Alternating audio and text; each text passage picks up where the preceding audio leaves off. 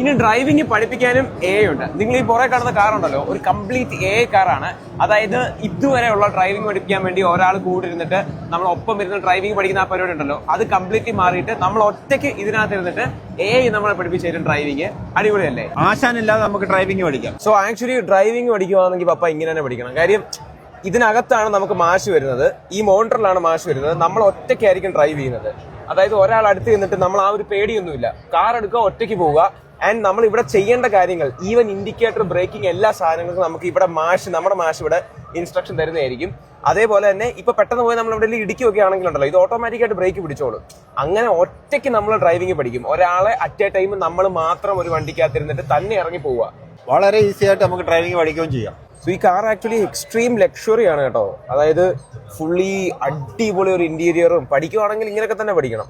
And ഈ ഒരു concept, ഇതേപോലത്തെ ഇൻഫർമേഷൻ നിങ്ങൾക്ക് പുതിയതായിട്ട് തോന്നുന്നില്ലേ? തീർച്ചയായിട്ടും ഫോളോ ചെയ്ത് വെച്ചോ. ജൈടെക്സ് ഗ്ലോബലിൽ ഒരുപാട് വീഡിയോസ് ഇനിയും വരാനുണ്ട്. Stay tuned.